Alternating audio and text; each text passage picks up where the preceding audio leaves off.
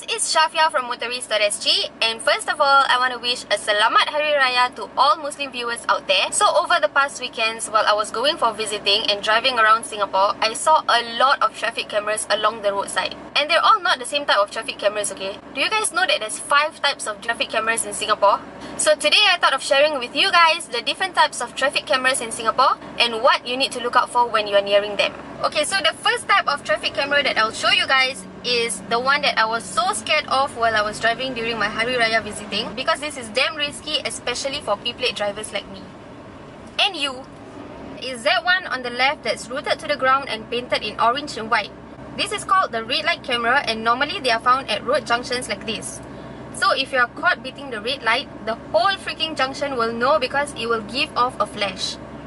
And that flash will cost you 12 demerit points and $200. Meaning if you beat the red light twice, that's 24 points down the drain, and for P-plate drivers, your license will be revoked immediately. Some people believe that the camera flashes for fun or it's not even working, you know. But let me tell you guys something. These red light cameras produce high-res images, and the time taken to process these images are also damn fast. So what happens? The images will be sent to the TP for remote downloading, and then the TP will check and review all images first before they issue you the fine. And the camera is only activated when the traffic light turns red. So if you are driving and it suddenly turns amber, don't worry, because the duration of the amber period before it turns red is dependent on the size of the junction. Meaning the bigger the junction is, the longer the amber light will be on before it turns red. This is to let you have enough time to either pass the junction safely within speed limit or come to a stop. So example, if you see amber light from a distance, you can stop in time if you are driving within the speed limit. And if you are already near the stop line, you can pass the junction in time also within the speed limit. And as of now, there's 240 of these red light cameras around in Singapore. So, my fellow P-plate drivers, don't say I never warned you, because the number of traffic violations actually increased by 32.5% last year. If you want to pay fine, then you go ahead and beat the red light. Okay, so the second type of traffic camera that I'll show you guys is similar in design to the red light camera, but there's only 20 of these around in Singapore. It's called the fixed speed camera, and the purpose is to deter and detect speeding vehicles. They usually use radar, and there's a transmitter permanently on and pointing towards the road. The flash will be triggered when a vehicle is going over the limit, and the flash is triggered after the vehicle passes the camera. So if you see the flash before you, then most probably it is for the opposite direction. For speeding between 20 to 40 km per hour above the speed limit, you will get between 4 to 8 demerit points with a fine. But some articles and online discussions say the cameras allow a 20 km per hour allowance. And for speeding 60 km above the speed limit, your license will be suspended immediately and you need to go to court. So how to avoid getting caught? This one is easy, because at some points, there will be warning signs like speed camera ahead or traffic camera zone before you approach the camera, so that you know that you are approaching the camera. But not bad, even though there's only 20 of these around in Singapore, the number of speeding violations decreased by 5% last year. So good job, Singaporeans. But whatever it is, always remember to slow down, especially when you are in a rush, because that is when you will tend to speed without realizing.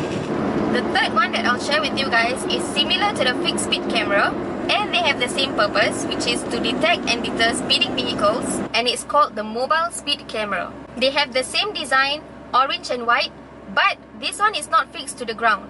This is temporary and movable. There's only 5 of these cameras as of now, but they're very efficient. They can be deployed within 1 week, and they have their own power source, and they operate 24/7.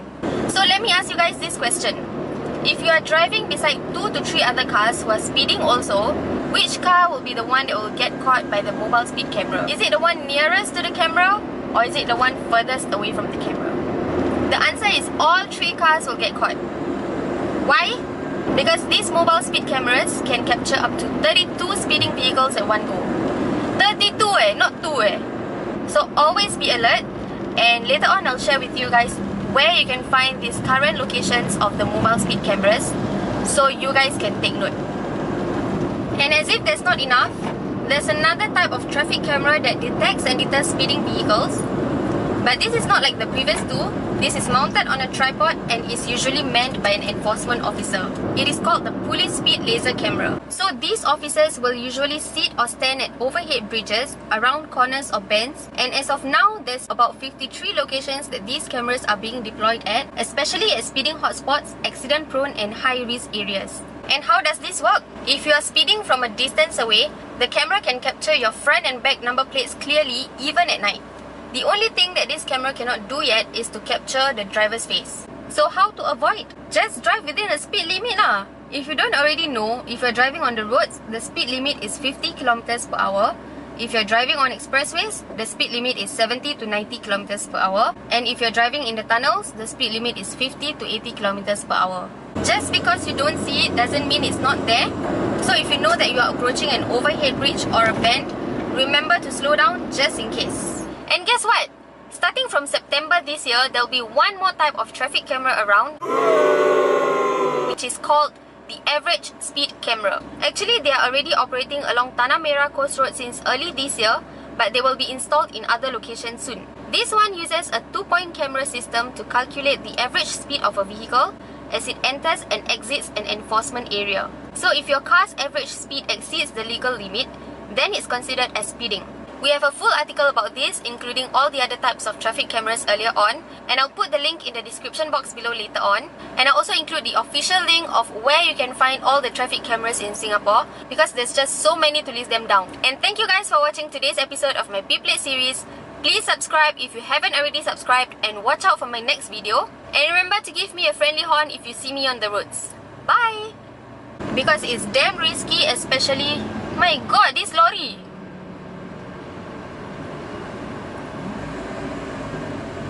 Okay, so the second type of because there's just so many to list them in the description box below